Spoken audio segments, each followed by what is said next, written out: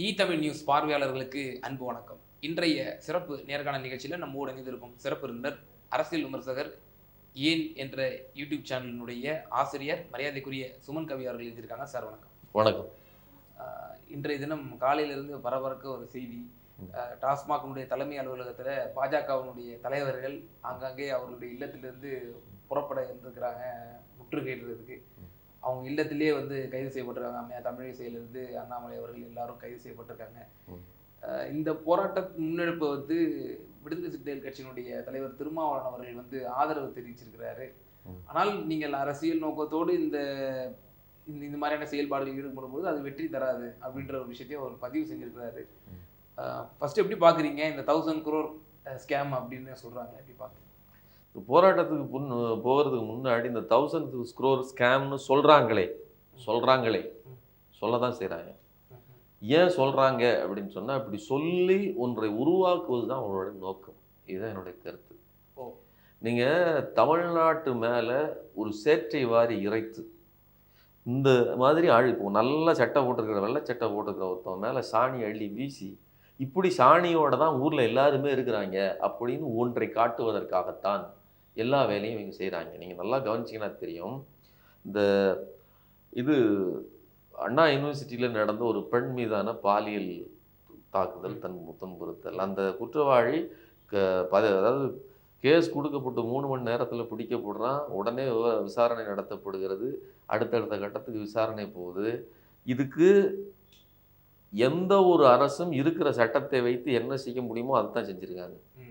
இதை விட துரிதமாக எந்த ஒரு அரசும் இயங்கியிருக்க முடியாது. இன்னும் மோசமாக சொல்கிறதா இருந்தால், வட இந்தியாவாக இருந்திருந்தால் அவர்களுடைய சாதி பின்புலத்தில் அந்த வர்ண அடிப்படையில் இவர்களுக்கு பாதுகாப்பு வேணால் கிடைச்சிருக்கும் குற்றவாளிக்கு. இங்கே அப்படிப்பட்ட பாதுகாப்பு கொடுக்கப்படலை. சில குறைகள் கூறப்பட்டது. எஃப்ஐஆர் கசிஞ்சதாக இருக்கட்டும். அதே போல் ஐபிஎஸ் அருண் அவர்கள் பிரஸ் மீட்டில் முன்முடிமாக இவர் தான் குற்றவாளி அப்படின்னு சொன்னதாக இதெல்லாம் சில குறைகள் சொல்லப்பட்டது. இல்லை, அதாவது அந்த அந்த இது கசிஞ்சது இருக்கு இல்லையா, அது தேசிய அந்த இன்டர்நெட் அவங்க ரெஜிஸ்ட்ரேஷன் பண்ணுகிற அவர்களுடைய அந்த மெத்தடில் இருக்கக்கூடிய லீக்கேஜ் காரணமாகவும் அங்கே இருக்கக்கூடிய காரணத்தினால தான் இங்கே இதாகிச்சது. அதுக்கு அவர்கள் அதாவது அந்த டேட்டா பேஸை வச்சிருந்தவர்களும் இந்த பாஜகக்காரர்கள் தான். யார் மூலமாக அது கசிஞ்சது? அண்ணாமலையினுடைய அடிமுடிகள் மூலமாகத்தான் அது கசிய விடப்பட்டது அப்படிங்கிற செய்தி வந்துச்சு. இப்போ அதுக்குள்ளெல்லாம் நீங்கள் அப்படி ரொம்ப நோக்கி நான் சொல்ல வந்தது என்னன்னா, இப்படி ஒரு நிகழ்ச்சி நடக்க அதுக்கு எதிராக உடனே ஒரு எதிர்வினை ஆற்றப்படுகிறது. இன்னும் கூடுதலாக அதில் ரெஸ்பான்சிபிலிட்டியாக இருக்க வேண்டிய நபர் யாருன்னு பார்த்தீங்கன்னா, அந்த அண்ணா யூனிவர்சிட்டிக்கு பக்கத்திலே இருக்கக்கூடிய மிகப்பெரிய இடத்தை வளைத்து போட்டு அதில் கோட்டை கட்டி வாழக்கூடிய இந்த கவர்னர் தான் அவர் தான் வேந்தர். அவர் துணைவேந்தரை நியமிச்சிருக்கணும். துணைவேந்தர் நியமித்து ஒரு தலைவன் இருந்தால் தான் அந்த யூனிவர்சிட்டி சரியாக இயங்கிட்டு இருக்கும். ஆனால் 6 யூனிவர்சிட்டிகளுக்கு துணைவேந்தர்களை நியமிக்க கூடாது அப்படின்னு சொல்லி மற்ற எல்லா கட்டமைப்புகளையும் படிக்கிறதுலேருந்து அவர்களுடைய உட்கட்டமைப்புலேருந்து எல்லாத்தையும் உடைச்சி நொறுக்கிறதுக்கு திட்டமிட்டு இயங்கினவர் அவர். அதில் நேரடியான பாதிப்பு தான் இது. அப்போ ஒரு பிரச்சனை நடந்துச்சுன்னா அதுக்கு மூல வேறாக இருப்பது இந்த ஒன்றியத்திலிருந்து அனுப்பப்பட்ட இந்த பாஜகவினுடைய இந்த ஆளுநர். ஆனால் அவர் மேலே எந்த பாதிப்பும் இல்லாமல் அவர் ஃபோன் பண்ணும்போது, அதாவது இந்த குணசேகரங்கிற நபர் ஃபோன் பண்ணும்போது பாதிப்பை உள்ளாக்கிய நபர் குற்றவாளி சார் அப்படின்னு ஏதோ பேசினாராம். அந்த சார் யாருன்னு சொல்லி இவர்கள் அந்த கதையை பெருசாக்கி அதை ஒரு தமிழ்நாடு முழுவதும் சட்டம் ஒழுங்கு சரியில்லை, பெண்கள் எல்லாம் அங்கே பாதுகாப்பாகவே இல்லை அப்படின்னு சொல்லி ஒரு பொய்யான கருத்தை, இல்லாத ஒரு கருத்தை ஒரு சின்ன நிகழ்ச்சியை வச்சுக்கிட்டு அது மேலே இப்படியே அழுத்தி அதுக்காக யார் வேலை செஞ்சா? அதிமுக வேலை செஞ்சது, பாஜக வேலை செஞ்சது, சீமான் வேலை செஞ்சார், இருக்கக்கூடிய அல்ற சில்லறைகள் GK வாசன்லேருந்து பாமகலேருந்து எல்லாருமே வேலை செஞ்சாங்க. கடைசியாக இந்த யார் நம்ம அண்ணன் யார் விஜய் உட்பட நீங்க நல்லா கவனிச்சுக்கணும். அதாவது யார் குற்றவாளியோ அவர்கள்ட்டே கொண்டு போய், யார் குற்றத்துக்கு மூல காரணமோ அவர்கிட்டே கொண்டு போய் மனுவை கொடுப்பது. அவருக்கு என்ன அதிகாரம் இருக்குது? தமிழ்நாட்டில் நடக்கக்கூடிய சட்டம் ஒழுங்கு சீர்கேடை தடுத்து நிறுத்துவது எந்த அடிப்படையில் தடுத்து நிறுத்திக்கணும்? தனக்கு உரிய ஒரு இடத்தில் ஆளை நியமிக்காமல் இருந்தது தப்பு. அதை நியமிச்சிருந்தா அந்த தடுத்து நிறுத்த முடியும். அதை விட்டுட்டு இங்க சட்டம் ஒழுங்கு சரியில்லைன்னு கொண்டு போய் அங்க இது கொடுத்தாரு. இப்போ மகளிர் தினத்தை உட்பட பெண்களுக்கு பாதுகாப்பு இல்லை அப்படின்னு சொல்லி மாரடிச்சாரு. அப்போ என்ன நடக்கு அப்படின்னா, வலதுசாரி பாஜக ஒரு திட்டத்தை செட் பண்ணுது நெரேஷனை. அந்த நெரேஷனுக்கு அடுத்த மாதிரி ஒவ்வொரு கட்சியும் அவர்களுக்கு ஆதரவானவர்கள் எல்லாம் அதிமுக, பாமக, நாம் தமிழர், அப்புறம் கடைசியா விஜய், இவர்கள் எல்லோரும் ஒரே மாதிரி இயங்குகிறார்கள். அந்த அவர்கள் இயங்குன அந்த டாஸ்க் இருக்கு இல்லையா, அப்படி உருவாக்கப்பட்ட ஒரு திட்டத்தில் 2வது திட்டம் தான் இப்போ நடந்துகிட்டு இருக்கக்கூடிய இந்த 1000 கோடி டாஸ்மார்க் ஊழல். 1000 கோடி ரூபா ஊழல் நடந்துருச்சு. இந்த ஊழல் நடந்துருச்சு அப்படிங்கிற அந்த ப்ரொப்போசலையே முதல்ல அண்ணாமலை தான் வெளியில் வைக்கிறாரு. பொது வெளியில் அண்ணாமலை வைக்கிறாரு. அடுத்த நாள் இடி போய் அப்புறம்தான் அவர்கள் தேடி பிடிச்சி. அப்போ என்ன நடக்கு அப்படின்னா, முன்கூட்டியே ஒரு திட்டத்தை ரெடி பண்ணி அதை அவங்களே த்ரோ பண்ணிட்டு அதுக்கப்புறம் தேடி போகிறது 1000 கோடி எங்கே இருக்குன்னு சொல்லி ஈடி தேடி கண்டுபிடிச்சி. இப்பதான் கூடுதலா உங்க சந்தேகம் எழுப்புது சார். இப்போ நீங்க சொல்றீங்க அண்ணாமலை அவர்கள் ஒரு மாநில தலைவர், அவர் சொல்றாரு, அதே ஒரு இடி வந்து சொல்லுது அப்படின்ற ஒரு விஷயத்த நீங்க மேற்கோள் காட்டினீங்க. இப்போ இங்கதான் சந்தேகமே வருது. திமுக இந்த அரசுக்கு எப்பப்பெல்லாம் வந்து நெருக்கடி வருதோ அப்போதெல்லாம் அண்ணாமலை அவர்களா இருக்கட்டும், பிஜேபி வந்து டிஃபெண்ட் பண்ணுதா? குறிப்பா வந்து சொல்லணும் அப்படின்னா, இப்போ நீங்க அண்ணா யூனிவர்சிட்டி விவகாரத்தை சொன்னீங்க, அதை திசை திருப்பு நோக்கமாகவா என்னன்னு தெரியல. தன்னை சுற்றி வந்து அவர் வந்து அந்த சாட்டை அடியா இருக்கட்டும், செருப்பு போட மாட்டேன் அப்படின்னு சொன்னதா இருக்கட்டும், தன்னை பக்கம் கவனத்தை ஈர்த்தாரு, அதை வந்து படிக்க செஞ்சாரா, அந்த நோக்கத்துக்காக செஞ்சாரா அப்படிங்கிற ஒரு கேள்வி இருக்கு. இதுவும் இடிக்கு முந்தி அவர் ஒரு 1000 கோடின்றாரு, அதே இடி வந்து 1000 கோடின்னு ரிப்பீட் பண்ணுது. ஸோ அப்போ இவ எல்லாமே வந்து ஒரு அது விஜய் அவர்கள் சொல்லதான் நினைவுக்கு வருது. எஜமானர்களுக்கு வந்து மறைமுகமா திராவிட முன்னேற்ற கழகம் வந்து போய் காம்ப்ரமைஸ் செஞ்சிருவாங்களா இந்த ஊழலுக்கு அப்படின்னு அவர் சொல்றாரு. இல்ல, முதல்ல நீங்க இந்த ஊழல் அப்படிங்கிற வார்த்தையை சொல்லக்கூடாது. இந்த ஊழல் குற்றச்சாட்டை அவர்கள் பொய்யாக வைக்கிறார்கள். பொய் குற்றச்சாட்டு நான் முன்கூட்டியே சொல்றேன். முதல் விஷயம், இந்த ஈடிங்கிற அமைப்பு எதிர்கட்சிகளை முடக்குவதற்காக பாஜக தன் கையில் வைத்திருக்கிற ஒரு வேட்டை விலங்கு மாதிரி ஏவி விட்டா போய் கடிச்சிட்டு வரும், அப்படிதான் இருக்குது. நீங்க ரொம்ப சிம்பிளா பாருங்க, அவர்கள் ஈடி அந்த அமைப்பை சேர்ந்தவர்கள் லஞ்சம் வாங்கினார்கள், அவர்களுடைய அலுவலகத்துல லஞ்சம் வாங்கப்பட்டதுன்னு சொல்லி கையும் களவுமா ஒருத்தர் பிடிச்சாங்களா இல்லையா? அந்த அமைப்பு எவ்வளவு மோசமா நடந்துட்டு இருக்குது. நம்மளோட லஞ்ச ஒழிப்புத்துறை ஈடியோட அலுவலகத்திலே போய் ரைடு பண்ணாங்க. அப்போ இன்னொன்னு, இந்த என்ஃபோர்ஸ்மெண்ட் டைரக்டரேட், அதாவது அமலாக்கத்துறையினுடைய குற்றம் இருக்கு இல்லையா, அவர்கள் குற்றச்சாட்டுறாங்க இல்லையா, இது விசாரிக்கப்பட்டு இது தீர்ப்பாக எழுதப்பட்டு இவர்கள் சொன்ன குற்றம் நிரூபணம் ஆகிறதுங்கிறது 0.5% தான்.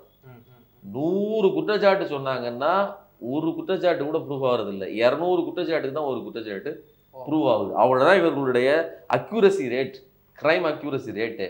அப்போ எந்த அளவிற்கு இந்த துறை என்பது மோசம். அப்போ என்ன பொருள்னா, முழுக்க தங்களது எதிரிகள் மேல் தாக்குதலை நடத்துவதற்காக, மிரட்டுவதற்காக பாஜக இந்த துறையை வைத்திருக்கிறது. அமலாக்கத்துறை மட்டும் இல்லாம இது வருவாய்த்துறை, இது ஆமா சிபிஐ, எல்லாத்தையுமே அவர்கள் வைத்திருப்பது என்பது முழுக்க தங்களுடைய டூலா தான் பயன்படுத்துறாங்க. இப்ப அந்த அடிப்படையில் தான் நீங்க இது ஆளுகின்ற கட்சிக்கும் இது பொருந்தும் அப்படிங்கிற ஒரு விமர்சனம் இருக்கு. நான் கூடுதலா இன்னொன்று கேள்வி கேட்க விரும்புறேன். குறிப்பாக வந்து பிடிஆர் அவர்கள் 2022ஆம் ஆண்டு மார்ச் மாதத்திலே அவர் ஒரு கருத்தை குறிப்பிட்டிருந்தார். டாஸ்மாகில் வரக்கூடிய வருமானங்கள் கிட்டத்தட்ட பாதி 50% ஆஃப் வருமானம் வந்து வெளியே போயிருது, அரசுக்கு வர்றதில்ல அப்படின்ற ஒரு விஷயத்த அவர் முன் வச்சிருந்தார். அது 2016, 21 அந்த கடந்த ரெஜிமை வந்து அவர் குறிப்பிட்டிருந்தாலும் கூட இவர்களுடைய நிலை என்னவாக இருக்கிறது அப்படிங்கிற ஒரு கேள்வி இந்த ரெய்டின் மூலமா எழுப்புறாங்க. பாஜக அரசியல் நோக்கோடு எதிரிகளை பழிவாங்க வேண்டும் என்ற நோக்கோடே அவர்கள் செயல்பட்டாலுமே கூட ரெய்டு விடக்கூடிய அந்த பிரமுகர்கள் எல்லாம் அப்பழு கற்றவர்களா அப்படிங்கிற ஒரு கேள்வி அது எழுப்பப்படுது. அதாவது இந்த அரசியல் பணம் புழங்குகிற இடம், இதுல இருக்கவங்களை வந்து அப்பழு கற்றவர்கள்னு தேடுறது இருக்கு இல்லையா, அது வந்து ஒரு சரியான நடவடிக்கையா இருக்க முடியாது. நீங்க பணம் கோடிகளில் ஒரு கோடிக்கு மேல ஒரு இடத்துல பணம் புழங்குதுன்னா அந்த இடத்தில் அப்பழுக்கற்ற ஒரு நிலை ஒன்று உருவாகும்னு நம்ம சொல்ல முடியாது. பணம் 1 கோடி தேங்குறதுங்கிறது நீர் தேங்குற மாதிரி, அந்த இடத்துல அப்பழுக்கற்ற நிலை ஒன்று உருவாகும், பியூரா இருக்கும்னு நம்ம சொல்ல முடியாது. அப்போ 1 கோடிக்கு மேலே இல்லை, ஒரு நாளைக்கு 150 கோடி ரூபாய், பல ஆயிரம் கோடி ரூபாய் ரொட்டேஷன் ஆகக்கூடிய 4500 கோடி ரூபாய், 5000 கோடி ரூபாய் அளவிற்கு வருஷத்துக்கு ரொட்டேஷன் ஆகக்கூடிய ஒரு மாதத்துக்கு ஒரு ரொட்டேஷன் ஆகக்கூடிய ஒரு இடம். அந்த இடத்துல வந்து நீங்கள் ஊழலே இல்லை அப்படின்னு நம்ம பேசுறது இல்லை. இப்போ பிரச்சனை என்னென்னா, யார் ஊழல்வாதி அப்படின்னு யார் டிஃபைன் பண்ணுவது? இப்போ நான் என்ன கேட்குறேன்னா, பாஜக மீது அவர்கள் வைத்திருக்கிற சிஏஜிங்கிற அந்த அமைப்பு அவர்கள் தணிக்கை செஞ்சு அனுப்பினதே 7,50,000 கோடி. அதாவது 75 போட்டு கிட்டத்தட்ட 11 0 வரிசையா ஒரு ட்ரெயின் மாதிரி நீளமா போட்டிங்கன்னா அவ்வளவு பணத்தை இவர்கள் அடித்திருக்கிறார்கள். 18 கோடி ரூபாய் துவாரகா சாலை திட்டம், அதாவது இந்த சிஏஜி அறிக்கையில் சொல்லப்பட்ட 7,5 லட்சம் கோடி ரூபாயில் 7 ஊழல்கள் முக்கியமானது. அந்த 7 ஊழல்கள்ல முக்கியமான ஒண்ணு டெல்லியில இருந்து போகக்கூடிய துவாரகா அந்த மிகப்பெரிய அந்த சாலை திட்டத்துக்கு ஒரு கிலோமீட்டருக்கு 18 கோடி ரூபாய்ன்னு சொல்லி நிர்ணயிக்கப்பட்டதற்கு 250 கோடி ரூபாய் செலவு பண்ணிட்டாங்க. ஒரு கிலோமீட்டர் சாலைக்கு தங்கத்திலேயே இழைச்சி போட்டாலும் கூட அவ்வளவு செலவு பண்ண முடியாது. இப்ப நான் என்ன கேட்கிறேன், இல்ல ஒரு தவறு மற்றொரு தவறுக்கு பரிகாரம் ஆயிருமா? அதுதான். அப்ப என்னன்னா, நீங்க நல்லா புரிஞ்சுக்கங்க, இது ஒரு தவறு மற்றொரு தவறு அப்படி ஈக்குவலன்ட் பண்ணவே கூடாது. நீங்க இப்படி யோசிச்சு பாருங்க. நேத்து விஜய் ஒரு அறிக்கை விட்டுருக்கிறாரு. அந்த அறிக்கையில அவர் என்ன சொல்லியிருக்காரு, ஊழல் இந்த ஊழலுக்குள் தேடி பிடித்தோம் என்றால் சிறு மீனிலிருந்து மிகப்பெரிய திமிங்கலம் வரை மாட்டிக்கிடும் அப்படின்னு சொல்லியிருக்காரு. ஆனா என்ன பிரச்சனைன்னு பாருங்க, நீங்க செந்தில் பாலாஜி மேல இடி குற்றச்சாட்டை சொன்னிச்சு. இது வரைக்கும் ஒரு பைசாவையோ அல்லது ஒரு டாக்குமெண்ட்டையோ ஒரு ஆதாரத்தையோ அவர்களால் ப்ரூஃப் பண்ண முடியல செந்தில் பாலாஜி மேல குற்றம் சாட்டப்பட்ட குற்றச்சாட்டுக்கு. ஆனா 1 வருடங்களுக்கு மேல அவளை நீங்க விசாரணை கைதியாவே வச்சிருக்கீங்க. அதோட பொருள் என்ன? 1 வருஷம் ஒருத்தரை விசாரணை கைதியா வச்சிருந்தா என்ன அர்த்தம்? அதுவே தண்டனை இல்லையா? அப்போ ஈடியினுடைய நோக்கம்ங்கிறது விசாரணைங்கிற பேர்லயே தண்டனையை வழங்குவது. புரியுதா உங்களுக்கு? ஆனா இந்த விஜய் குற்றச்சாட்டு சொல்றாரு இல்லையா, இங்கே ஊழல் மலிந்து விட்டதுன்னு. ஆனா இவர் 2015 புலி படம் ரிலீஸ் ஆனப்போ இன்கம் டாக்ஸ் ரைடுல 75 கோடி ரூபாய் இவர் கையாடல், அதாவது முறையற்ற பணம் பரிமாறி இருக்குன்னு சொல்லி கண்டுபிடிக்கப்பட்டதற்கு அந்த உடனேயே 5 கோடி ரூபாய், அதாவது 75 கோடி ரூபாய் முறைகேடான பணத்துக்கு 5 கோடி ரூபாய் உடனடியாக பைசல் பண்ணி பேசி முடிச்சு கொடுத்து அதை இன்கம் டேக்ஸ் கட்டி முடிச்சாரு. அப்படிதான் படம் ரிலீஸ் ஆச்சு. அப்ப அதோட பொருள் என்ன? நாங்க கட்டலை, இப்ப கட்டிடுறோம்னு சொல்லி கையும் களவுமாக மாட்டியது. புரியுதா உங்களுக்கு? அதே மாதிரி இவர் வாங்கி 2013 வாங்கின இந்த கார், அது என்ன, ரோல்ஸ் ராய்ஸ் காருக்கு 1 லட்சம் 7 லட்சம் ரூபாய் இது கட்டலை, டாக்ஸ் கட்டலை, இறக்குமதி. 7 லட்சம் ரூபாய் கட்டலை. அதுக்கப்புறம் வட்டி கிட்டெல்லாம் போட்டு 2017 அதுக்கு 30 லட்சம் ரூபாயா அந்த பணத்தை கட்டிட்டு அந்த கேஸை முடிச்சாங்க. அப்ப அதோட பொருள் என்ன? அது எல்லாம் குற்றம் நிரூபிக்கப்பட்டு அவர் குற்றவாளின்னு உறுதி செய்யப்பட்ட ஒன்று. அப்ப இப்படிப்பட்ட ஒரு குற்றவாளி என்ன சொல்றாரு, இப்பதான் நீங்க ஒரு திட்டமிட்ட ஒரு கரையை சுமத்துவதற்காக, திட்டமிட்ட ஒரு பொய்யை சொல்லுவதற்காக வீசப்பட்ட ஒண்ணு. நீங்க மறுபடியும் நீங்க எல்லாம் யோக்கியமா, நீங்க அப்பழுக்கற்றவர்கள், அந்த கேள்வி கேட்காதீங்க. அது வேற. இவர்கள் பல லட்சம் கோடிகள் அடிச்சு வச்சிருக்காங்க. யாரு? பாஜக அடிச்ச கோடிகளின் அளவுங்கிறது எண்ணில நடங்காத கோடி. இங்கே சொல்லப்படுவது என்பது ஒரு குற்றச்சாட்டு. இவங்க என்ன பண்றாங்க அப்படின்னா, இந்த குற்றச்சாட்டையே ஒரு குற்றமாக மாற்றி விளம்பரம் போட்டுக்கிட்டு இருக்காங்க. அதுதான் சொல்றேன்.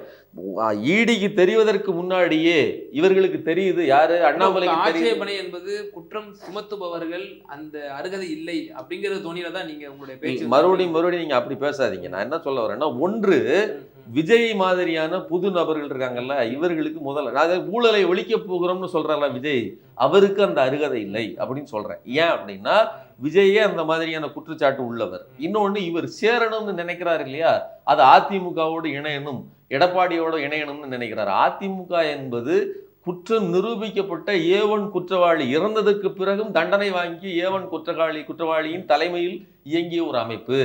இப்போதும் கொடநாடு கொலைகேசில இருந்து பல இடி வழக்குகள் வரைக்கும் இந்த எடப்பாடி பழனிசாமி மேல் இருக்கிறது. அப்போ இவர்களுக்கு லஞ்சத்தையோ ஊழலையோ ஒழிக்க வேண்டும்ங்கிற எண்ணமும் கிடையாது, ஒழிப்பதற்கான தகுதியும் கிடையாது. யாருக்கு? விஜய்க்கு. அண்ணாமலையை பொறுத்தவரையிலும் நான் தான் ஏற்கனவே சொல்லிட்டேன், ஊழலின் ஊற்றுக்கண்ணாக இருக்கக்கூடிய பாஜக ஊழலை ஒருபோதும் ஒழிக்க முடியாது. அவர்கள் திட்டம் போட்டு ஊழல் நடத்திட்டு இருக்காங்க. நல்லா புரிஞ்சுக்கங்க. இந்த பிஎம் கேர் ஃபண்டுன்னு ஒன்று இருக்கு இல்லையா, அதுக்குள்ள அது வந்து கண்ணுக்கு தெரியாத ஒரு மாய குடோன் மாதிரி. அதுக்குள்ள எத்தனை லட்சம் கோடி பணம் போச்சுன்னு இது வரைக்கும் நீங்க ஆர்டிஐல கூட கேட்டு வாங்க முடியாது. அப்படிப்பட்ட நிலைமையில இருக்குது. இன்னொன்னு, இந்த தேர்தல் பத்திரங்கள்ல 11,000 கோடி அளவிற்கான பணம் வாங்கியிருக்காங்க. இருக்க எல்லா கட்சிகளும் வாங்கிய பணம் 7,000 கோடி தான். இவர்கள் மட்டும் 11,000 கோடி. இன்னொன்னு, இந்த பணம் யாருடைய அக்கௌண்ட்ல இருந்து வந்துச்சுன்னு சொல்ல வேண்டிய அவசியம் இல்லைன்னு இந்த சட்டத்தையே திருத்தி அமைத்தவர்கள் இவர்கள். ஒரு ஒரு ஒரு ஒரு ஒரு கட்சி தேர்தல் நிதி பெறக்கூடாதுலாம் கட்டாயம் கிடையாது. அது வந்து நன்கொடை தானே.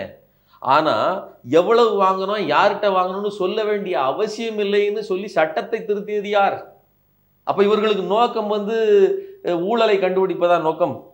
அப்போ ஊழலை ஆர்கனைஸ் பண்ணி தங்கள் லாபத்துக்காக எந்த பிரச்சனையும் இல்லாமல் தங்கள் ஆட்களை பாதுகாப்பதற்காக உருவாக்கப்பட்டதுதான் இந்த பாஜக அரசு. இந்த பாஜக அரசு ஒருத்தரை பார்த்து நீங்க எல்லாம் குற்றவாளிகள்னு சொல்லுதுன்னா அதோட நோக்கம் ஊழலை கண்டுபிடிப்பது அல்ல. இதை நீங்க புரிஞ்சுக்கிட்டீங்கன்னா இன்னொரு விஷயத்தை சொல்றேன். அதுக்கு செந்தில் பாலாஜி சொல்லியிருக்காரு. என்ன சொல்லியிருக்காருன்னா, இந்த அரசு நாங்க அடங்காது தமிழ்நாடு வெல்லும், போராடும் வெல்லும்னு சொல்லி தொடர்ந்து போராடிட்டு இருக்கு. ஒரு ஸ்லோகத்தை சொல்லி போராடிட்டு இருக்கக்கூடிய ஒரு அமைப்பு. நீங்க சின்ன சின்ன விஷயத்திலையும் அவங்க ஒரு போராட்டத்தை நடத்துறாங்க.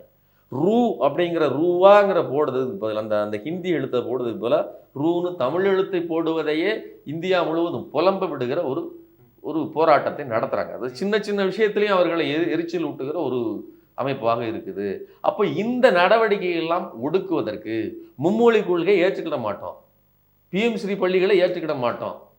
பல விஷயம் ஃபைட் பண்றாங்க. இது எல்லாத்துக்கும் அனைத்துக்கும் தீர்வை நோக்கி இந்த அரசு செல்கிறதா அப்படிங்கிற ஒரு கேள்வி இருக்கு சார். எங்க போயிட்டு இருக்காங்க நீங்க சொல்லுங்க. இப்ப 2152 கோடி வரல அப்படின்னு பிஎம்சி திட்டத்துல கையெழுத்து போடாதனால நமக்கு வரல பெறல அப்படின்னு நம்ம ஃபைட் பண்றோம் அப்படின்னு சொல்றீங்க. ஆனால் உண்மையான தீர்வை நோக்கி செல்வது என்பது உச்சநீதிமன்றத்தை நம்ம முன்பே நாடி இருக்கணும். கடந்த ஆண்டு செப்டம்பர் மாதமே வந்து அப்போதைய தலைமைச் செயலாளர் சிவதாஸ் மீனா அவர்கள் கடிதம் எழுதியிருந்தார். அப்போவே வந்து நம்ம அவர்கள் விடாப்படியாக இருக்கும் பொழுதே நம்ம அப்போதே 6 மாதம் 7 மாதம் முன்னாடியே நம்ம வந்து வழக்கு தொடுத்துட்டோம் என்றால் இந்த நேரத்துக்கு நம்ம அந்த நிதி, அதாவது இந்த டோன் ஆஃப் ஸ்பீச்சே என்ன இருக்குன்னா, பாஜக அடிக்கும், பாஜக கொல்லும், பாஜக உங்களை கழுத்தை நெருக்கி நீங்க புரிஞ்சுக்கல நீங்க உங்களோட கேள்வியின் தோரணை என்ன அப்படின்னா, பாஜக கடிக்க தாங்க செய்யும். அது அப்படிதாங்க, அது ரேபிஸ் வரத்தாங்க செய்யும். அது ரேபிஸ் நாய் தாங்க. நீங்க ஒழுக்கமா போயிருக்கணும்ல அப்படிங்கிற மாதிரியான டோன்ல இருந்து இந்த கேள்வியை வைக்காதீங்க. பாஜக மும்மொழி கொள்கைங்கிற பேர்ல ஒரு சதித்திட்டமான கொள்கையை கொண்டாடுறதா இல்லையா? பாஜக மும்மொழியை திணிக்குதா இல்லையா? ஆமா, அது திணிப்பதா, அதை சஜஸ்ட் பண்ணுதா? திணிக்கதான் செய்யுது. இன்னும் கூடுதலா 2152 கோடி ரூபாயை அவர்கள் நிறுத்தி வைத்திருப்பது என்பது ஜனநாயக பூர்வமானது, சட்டபூர்வமானதா? இல்ல, ஜனநாயகத்துக்கு எதிரானதுதான். இது ஜனநாயகத்துக்கும் சட்டத்துக்கும் விரோதமானது. அப்படி இருந்துகிட்டு யூ ஆர் அன்சிவிலைஸ்ட்னு பேசுவது என்பது சிவிலைஸ்டா? அது சிவிலைஸ்ட் நடவடிக்கையா கேக்குறேன். நீங்க சொல்லுங்க. அதாவது தான் அன்கான்ஸ்டிடியூஷனலா நடந்துகிட்டு யூ ஆர் அன்கான்ஸ்டிடியூஷனல் ஒரு கல்வி அமைச்சர் சொல்றாருன்னா, நீங்க அதற்கு ஆதரவாக நீங்கள் முன்கூட்டியே எச்சரிக்கையாக இவர்கள் கடிப்பார்கள் என்று தெரியும் இல்லையா, நீங்கள் பக்கத்து தெருவில் போயிருக்க வேண்டியதானே அப்படின்னு சொல்லுவது இருக்கு இல்லையா? இது எவ்வளவு பெரிய அபாயகரமான. நான் என்ன சொல்றேன்னா, இப்படிப்பட்ட இன்னொரு நாளைக்கு இப்ப நீங்க மும்மொழி கொள்கை பத்தி பேசுறீங்க, நாளைக்கு 69% இடஒதுக்கீடு நாளைக்கு வந்து பிரச்சனை வரலாம் சார். அப்போ நீங்க மக்கள் மத்தியில போய் நீங்க வந்து அதை பாஜக இடஒதுக்கீடுக்கு எதிராக இருக்கிறது, எஸ்சி எஸ்டி மக்கள் ஓபிசி மக்களுக்கு எதிராக இருக்கு நீங்க பிரச்சாரம் பண்ணுவீங்களா, அல்லது சட்ட போராட்டத்தையும் முன்னெடுத்து மக்கள் மத்தியில அது மக்கள் இயக்கமா கொண்டு போவீங்களாங்கிற ஒரு கேள்வி தான் நான் முன்வைக்கிறேன். கரெக்ட். பிரச்சனை என்ன பாருங்க, 66,000 கோடி ரூபாய் அளவிற்கான நிதி வந்து இந்த மெட்ரோ ரயில் திட்டங்களுக்கு தர வேண்டிய நிதியை பாஜக நிறுத்தி வச்சு 2 பேசா தர வேண்டிய தொகையை நிறுத்தி வச்சாங்க. உடனே இவர்கள் நேரடியாக போய் பேசினாங்க. பேசி முதல் கட்டமாக அந்த தொகையை ரிலீஸ் பண்ணி வாங்கிட்டு வந்தாங்க. இப்போ 2 தடவை நீங்க வந்து நிறுத்துறதாண்டி நீங்க ஏன் பார்த்துக்கிட்டு இருந்தீங்க? முதல்லயே இவர்கள் நிறுத்துவார்கள் என்று தெரியாதா உங்களுக்கு? அப்படின்லாம் நீங்க பேசணும். ஒரு பிரச்சனை, ஒரு திசையில் பாஜக தாக்கினால் பரவாயில்லை, தாக்குதல் என்பது பல்வேறு திசையிலிருந்து நடக்கிறது. அப்போ எத்தனை விஷயங்களைத்தான் ஒரு அரசு கண்காணித்து கொண்டிருப்பது. இவ்வளத்துக்கும் மேலதான் நீங்க ஒரு பட்ஜெட்டை இவர்கள் இருந்து விடிய உட்கார்ந்து வேலை செஞ்சு கிரவுண்ட்ல மக்கள் என்ன பல்ஸ் இருக்குன்னு பார்த்து ஒரு பட்ஜெட்டை உருவாக்க வேண்டியிருக்குது. புரியுதா உங்களுக்கு? அப்போ ஒரு நீங்க இன்னும் கூடுதலா சொல்றேன், பள்ளி கல்வித்துறைக்கு ஒன்றிய பாஜக அரசு ஒதுக்கிய தொகை என்பது 77,000 கோடி. தமிழ்நாடு அரசு ஒதுக்கிறதுக்கு 46,000 கோடி. ஒரு மாநிலம் 26 மாநிலங்கள்ல ஒரு மாநிலம் ஒதுக்கிய தொகை 46,000 கோடி. ஒட்டுமொத்த இந்தியாவும் ஒதுக்கிய தொகை 77,000 கோடினா நாம எந்த அளவிற்கு கல்விக்கும் வளர்ச்சிக்கும் முக்கியத்துவம் கொடுக்கிறோம் அதை பாருங்க. அப்போ நீங்க அவன் பணம் தராம நிறுத்துறான் 2152 கோடி ரூபாய். ஒரு பக்கம் நான் திட்டங்களை வகுக்கணும், இதை பார்க்கணும், ரயிலுக்கு தர வேண்டிய காசை கொடுக்கல. 100 கிலோமீட்டருக்கு போட வேண்டிய இடைப்பட்ட ரயில் தளங்களுக்கு எல்லாம் போட வேண்டிய எல்லாத்தையும் ஒரு 100 ரூபா 1000 ரூபா ஒதுக்கிருக்காங்க. உங்களுக்கு தெரியுமா? உங்களுக்கு 1000 ரூபா வெறும் ஒரு திட்டத்துக்கு 100 கிலோமீட்டருக்கு ரயில் பாதை அமைப்பதற்கு. அதே மாதிரி 10-20 திட்டங்களுக்கு தமிழ்நாட்டுக்குள்ள வெறும் 1000 ரூபாய் கடந்த பட்ஜெட்ல ஒதுக்கி இருக்குது இந்த பாஜக அரசு. இப்படி நீங்க உடனே என்ன கேக்குறீங்கன்னா, இதெல்லாம் ஏன் நீங்க முன்கூட்டியே போராடணும்னு உங்களுக்கு தெரியாது? அப்ப நான் என்ன கேக்குறேன்னா, எல்லாவற்றையும் எல்லாவற்றையும் தூக்கி பாஜகவை எதிர்ப்பது என்பது ஒரு கட்சி கிடையாது, அது ஒரு சித்தாந்தம், அது ஒரு ஒடுக்கும் கருவி. அது மேல இருந்து அது ஹிந்தி பல்வேறு விதங்களில் நம்மை ஒடுக்குகிற ஒரு அமைப்பு. இப்போ அதை எல்லாத்தையும் தூக்கி ஒரு கட்சியின் தலையிலேயே வைக்கிறது இருக்கு இல்லையா? வெறுமனே நீங்கள் ஆட்சியில் இருக்கிறீர்கள், நீங்கள் பார்த்துக் கொள்ளுங்கள் அப்படின்னு சொல்றது இருக்கு இல்லையா? அதுவே கூட குற்றமானது. நான் என்ன சொல்றேன்னா, ஒவ்வொரு மனிதனும் இன்னைக்கு போராளியாக போராட்டத்தை முன்னெடுப்பவனாக இருக்க வேண்டியது.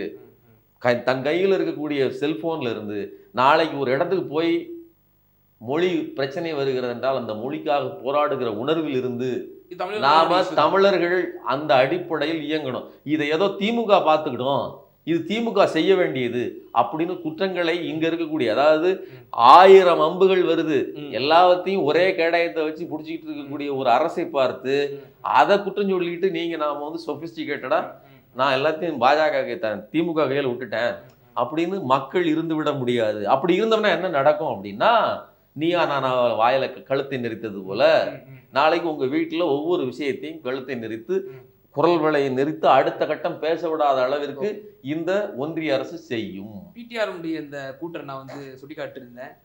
அந்த கூற்றுக்கு ரொம்ப ஒரு சிமிலரா அறப்போர் இயக்கத்தினுடைய அவங்களுடைய அந்த அலிகேஷன்ஸா இருக்கட்டும், அதே போல சிபிஐ கட்சியினுடைய அந்த யூனியன் அவங்களும் அந்த குற்றச்சாட்டுகளை முன்வைக்கிறாங்க. ஸோ அந்த என்ன குற்றச்சாட்டுகளை வைக்கிறாங்க? இந்த பிடிஆர் அவர்கள் கூறினார்கள் அல்லவா, அந்த வரி செல்லுது, அரசுக்கு வர வேண்டிய வருவாய் என்பது வெளியே போகுது அப்படின்ற ஒரு விஷயத்த பிடிஆர் சொன்னதுங்கிறது வரி ஏய்ப்பு சொல்லலை. நீங்க நல்லா புரிஞ்சுக்கங்க.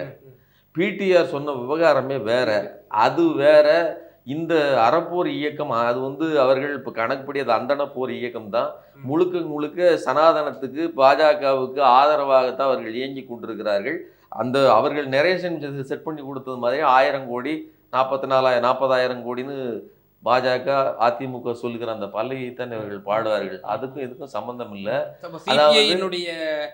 யூனியனும் அதே துணியில கூட்டுறவு அமைப்புகள்ல நடக்கக்கூடிய அந்த லீக்கேஜஸ் இருக்கு இல்லையா, அதை சரி பண்ணணும்னு சொல்லி ஒரு அமைச்சர் பொறுப்புணர்வோடு பேசுவது வேற, நடைமுறையில் இந்த லீக்கேஜஸை சரி பண்ண முடியாதுன்னு சொல்லி அவர்களுக்குள் நடந்த விவாதம், நீங்க பெரியசாமி அவர்களுக்கும் இவருக்கும் நடந்த விவாதம்லாம் உங்களுக்கு தெரியும். இது என்பது வேறு, இப்ப நடந்துகிட்டு இருக்கக்கூடிய திட்டமிட்ட தாக்குதல் என்பது வேறு. இதுக்கு ஊடகங்கள்ங்கிற பேர்ல அதாவது அறப்போர் இயக்கம்ங்கிற பேர்ல இவர்கள் பாஜகவின் அடியாட்களாக இருந்து வேலை செய்கிறார்கள் என்னுடைய கருத்து. இறுதியான ஒரே ஒரு கேள்வி சார், இந்த விவகாரம் ஒட்டி திரு விஜய் அவர்களுடைய பல கருத்துக்கள்ல இறுதியான ஒரு கருத்தை அவர் முன்வைக்கிறார். எப்படியெல்லாம் இதுல கொள்ளடிச்சு நீங்க 200 தொகுதிகள்னு சொல்றீங்க, இது இந்த சம்பாதிச்ச பணத்துல தான் நீங்க செலவு பண்ணி 200 கோடின்னு சொல்றாங்க போல, அதெல்லாம் நடக்காது, இந்த முறை படுகொலை அடைவீர்கள் அப்படின்னு சொல்லி அதோட அறிக்கையில திரு விஜய் அவர்கள் முடிக்கிறாரு. 200 தொகுதிகள் வெறும் காணல் நீரா அப்படிங்கிற ஒரு கேள்வி. நான் முதல்ல ஒரு விஷயத்த சொல்றேன். இந்த குற்றச்சாட்டு தமிழ்நாட்டில் பெண்களுக்கு பாதுகாப்பு இல்லை, தமிழ்நாட்டில் ஊழல் மலிந்து விட்டது, தமிழ்நாட்டில் லஞ்சம் லாவண்யம் அதிகரித்து விட்டது, இந்த நரேஷன் ஃபுல்லா பாஜக செட் பண்ணுது. இந்த செட் பண்ற நரேஷனுக்கு ஃபுல்லா அதிமுக டிவிக்க எல்லா கட்சிகளும் வேலை செய்யுது. இதை முதல்ல சொல்லிட்டேன். இந்த வரிசையில் விஜய் வந்து பின்னாடி வந்து எப்போவுமே நிற்பார். ஏன்னா இவர்களுக்கு நேரடியாக நான் பாஜக சொல்லி அடுத்த நிமிஷமே சொன்னால் நான் அம்பலப்பட்டுருவேங்கிறதுனால மெல்ல வந்து பின்னாடி அண்டை கொடுத்துட்டு வந்து நிற்கிறாரு. இதுதான் திமுகவினுடைய விஜயினுடைய தன்மையாக இருக்கிறது. நான் இந்த இடத்துல மக்களுக்கு ஒரு விஷயத்தை சொல்ல விரும்புகிறேன். பாஜக ஒரு திட்டத்தோடு தமிழ்நாட்டின் மேல் அசிங்கத்தை விதைப்பதற்காக இங்கே பெண்களுக்கு பாதுகாப்பு இல்லைன்னு சொல்லுது. நீங்கள் பெண்கள் மீதான அத்துமீறல்கள் தாக்குதல்கள் அதிகமாக நடக்கக்கூடிய பட்டியல் இருக்குல்ல, அதில் ராஜஸ்தான் இருக்குது, பீகார் இருக்குது, உத்தரப்பிரதேசம் இருக்குது, எல்லா இதுவும் இருக்குது. அதே மாதிரி கரப்ஷன் அதிகமான ஸ்டேட்ஸில் வந்து பீகார் தான் முதல் இடத்துல இருக்குது. சரிங்களா? அதே மாதிரி உத்தரப்பிரதேசம் 3வது இடத்துல இருக்குது. இப்படி இந்த வரிசையில் கரப்ஷன் அதிகமாக நடக்கக்கூடிய ஸ்டேட்ஸில் தமிழ்நாடு 8வது 9வது இடத்துல இருக்குது. பின்தங்கி இருக்குது, ரொம்ப பின்னாடி இருக்குது. அங்கே 87% நடந்துகிட்டு இருக்குது கரப்ஷன். இங்கே வந்து 63%, அதாவது அந்த புள்ளிகள் தான் இருக்குன்னு அதாவது என்ன சொல்கிறேன்னா, பணம் புழங்கக்கூடிய இடத்துல கரப்ஷன் இருக்கும், இதை புரிஞ்சுக்கங்க. ஆனால் அங்கே அதிகமாக இருக்கிறது. அந்த மாநிலங்களை ஆள்வது பாஜக. அந்த மாநிலங்களில் இருக்கக்கூடிய அந்த அளவுக்கான மோசத்தை எல்லாம் விட்டுட்டு தமிழ்நாடு தான் இருக்கிறதுலே கரப்ஷன் ஆனது, தமிழ்நாடு தான் இருக்கிறதுலே மோசம்னு சொல்லுவது என்பது தமிழ் மக்கள் மோசமானவர்கள், இங்கே கரப்ஷன், இங்கே லஞ்ச லாவண்யம், இங்கே மோசமான நடந்துகிட்டு இருக்குன்னு சொல்லி சபிக்கிற வேலையை, நம்ம மேலே ஒரு களங்கத்தை திணிக்கிற வேலையை தங்களுடைய லாபத்துக்காக, விஜய் தன்னுடைய தனிப்பட்ட லாபத்துக்காக இப்படி ஒரு கேவலமான செயலை செய்கிறார் என்னுடைய கருத்து. இது தமிழ்நாட்டு மக்கள் மேல தானே சொல்றாரு. நான் என்ன சொல்றேன், ஒரு குற்ற நிகழ்வை ஒட்டு மொத்தமா தெருவுக்கு தெரு கையை பிடிச்சி எடுத்துக்கிட்டு இருக்காங்க, இங்க பெண்களுக்கு பாதுகாப்பு இல்லைன்னு சொல்லுவது என்பது தமிழ்நாட்டு இளைஞர்கள் மேல், தமிழ்நாட்டு இளைஞர்கள் மேல், தமிழ்நாட்டு மக்கள் மேல் சுமத்தப்படுகிற கரை தானே. அதுதானே விஜய் செய்யறாரு. அதை பாஜக செய்து அதுக்கு விஜய் துணை போகிறாரு. அப்போ தன்னுடைய மோசமான அரசியலுக்காக, சுய லாபத்துக்காக ஏன் மக்களை அசிங்கப்படுத்துறீங்க? சார், எல்லா காலங்காலமா அரசியல்வாதிகள் இது ஆளுங்கட்சி மீது இப்போ இயல்பாக வைக்கக்கூடிய குற்றச்சாட்டுகளை தான் இப்போ இருக்கக்கூடிய கட்சிகள், அரசியல் கட்சிகள் முன்வைக்கிறாங்க. அரசு இயந்திரங்களை கேள்வி கேட்கிறார்கள் தவிர ஒட்டுமொத்த சமூகத்தையுமே அவர்கள் வந்து கொச்சைப்படுத்துகிறார்கள் சொல்லி இல்ல. நீங்க அதாவது டேட்டா என்ன சொல்லுது, இருக்கிறதுலேயே மோசமான நீங்க இப்ப இவங்க என்ன பண்ணிட்டு இருக்காங்க, இந்த கரப்ஷன், இந்த மோசமான ஆட்சியை தூக்கி வீசுவோம், இந்த நாட்டையே குட்டி சுவராக்கியது இவர்கள் தான் அப்படின்னு இவங்க சொல்றாங்க. டேட்டா படி கடந்த காலங்களை விட கிரைம் ரேட் குறைவாகவும், கடந்த காலங்களை விட பெண்களுக்கு எதிரான குற்றங்கள் குறைவாகவும் இருப்பது இப்போதுதான். அதே மாதிரி தமிழ்நாட்டை விட அதிகமான குற்றங்கள், ஒரு கொஞ்சம் ரஞ்சம் இல்லை, கிட்டத்தட்ட 300-400 மடங்கு 300-400%, அதாவது 3-4 மடங்கு அதிகமாக குற்றங்கள் அங்கே நிகழ்கிறது. ஒரு வருடத்தில் உத்தரப்பிரதேசத்தில் பெண்களுக்கு எதிராக பதியப்பட்ட வழக்குகளின் எண்ணிக்கை 57,000.